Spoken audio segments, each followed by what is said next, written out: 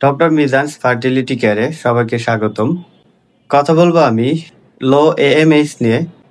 AMH মানে হলো anti মুলেরিয়া hormone. এই হরমোনের পরিমাণ কমে গেলে এটি ডিম্বাশয়ের ডিম্বকোষের যে রিজার্ভ আছে এই রিজার্ভটা কমে যায়। এর ফলে ডিম্বাশয়ের ডিম উৎপাদনের ক্ষমতা ধীরে ধীরে হারিয়ে ফেলে। WHO গাইডলাইন অনুসারে এমএইচ এর নির্দিষ্ট কোনো রেঞ্জ নেই, তবে বিশ্বজুড়ে ব্যবহৃত ফার্টিলিটি সোসাইটির রেফারেন্স ভ্যালুগুলোই ক্লিনিক্যালি গ্রহণযোগ্য। বয়সভেদে এএমএইচ এর মান ভিন্ন ভিন্ন হয়ে থাকে, তবে এএমএইচ এর আদর্শ মান ধরা হয় 1 থেকে 4 ng/ml।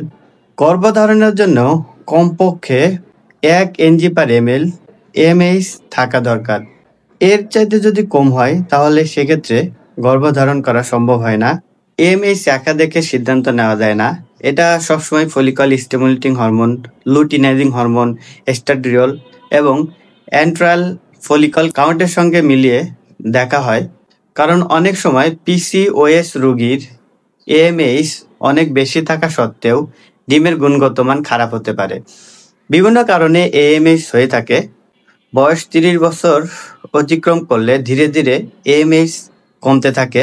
পলিসিস্টিক ওভারিয়ান ডিজিজ অথবা এন্ডোমেট্রিওসিসের কারণে এএমএইচ ধীরে ধীরে কমতে থাকে। অতিরিক্ত মানসিক চাপের কারণে এএমএইচ কমতে থাকে। দীর্ঘদিন পিল খাওয়া বা অনিয়মিত পিরিয়ডের কারণেও এএমএইচ কমে যেতে পারে। আপনারা জানতে পারলেন কি কি কারণে এএমএইচ কমে যায়। এএমএইচ কমে গেলে ভয়ের কিছু নেই। বিশেষ কিছু মেডিসিন আছে, এই মেডিসিনগুলো নিয়মিত চালিয়ে যেতে হয় এবং এর সাথে এএমএইচ এর ক্ষেত্রে কিছু লাইফস্টাইল আছে, এগুলো অবশ্যই মেনে চলতে হবে। প্রতিদিন পর্যাপ্ত পরিমাণ ঘুমাতে হবে। মানসিক চাপ অবশ্যই নিয়ন্ত্রণ করতে হবে। প্রোটিন ও অ্যান্টিঅক্সিডেন্ট সমৃদ্ধ খাবার খেতে হবে। ধূমপান, অতিরিক্ত চা, কফি অথবা ফাস্টফুড এগুলো থেকে অবশ্যই বিরত থাকতে হবে।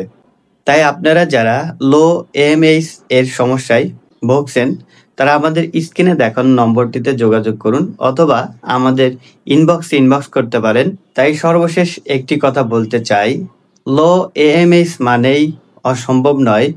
সঠিক সময় সঠিক চিকিৎসা নিলে মা হওয়া সম্ভব হয়।